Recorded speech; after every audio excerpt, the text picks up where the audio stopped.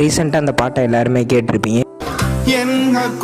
இந்த பாட்டில் வர என் ஹக்கோரே அப்படின்ற வேர்டு நாங்கள் இப்போ தான் ப்ரோ கேட்குறோம். இது எனக்கு தெரியாது அப்படின்னா இந்த வேர்டுக்கான மீனிங் என்னன்னு நம்ம பைபிள்லேருந்தே பார்க்கலாம். நியாயாதிபதிகள் 15ஆம் அதிகாரம் 19வது வசனத்தை எடுத்து வாசிச்சு பார்த்தீங்கன்னா உங்களுக்கு தெரியும். அந்த வசனத்தில் பார்த்தீங்கன்னா, அப்பொழுது தேவன் லேகியில் உள்ள பள்ளத்தாக்கை பிளக்க பண்ணினார், அதிலிருந்து தண்ணீர் ஓடி வந்தது, அவன் குடித்த போது அவன் உயிர் திரும்ப வந்தது, அவன் பிழைத்தான், ஆனபடியினால் அதற்கு என் ஹக்கோரே என்று பெயரிட்டான், அது இந்நாள் வரைக்கும் லேகியில் இருக்கிறது.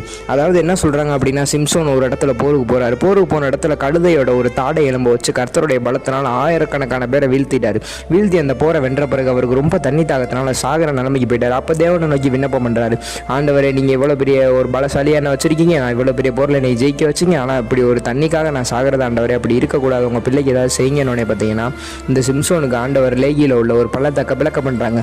அந்த பள்ளத்தாக்கிலேருந்து தண்ணீர் ஓடி வந்துச்சு. அதை குடித்தோடனே சிம்சோனுக்கு திரும்ப உயிரே வந்து ஆண்டவர் காப்பாற்றிட்டாங்க.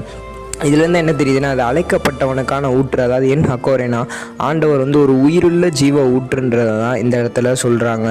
அதே மாதிரி நீங்களும் உங்கள் வாழ்க்கையில் உங்களுக்கு வறட்சியான நேரம் வரும்போது உயிருள்ள நம்ம ஜீவ ஊற்றான ஆண்டவரை நோக்கி பாருங்கள், அவர் உங்களுக்கு அற்புதங்களை செய்வார். ஆமென்.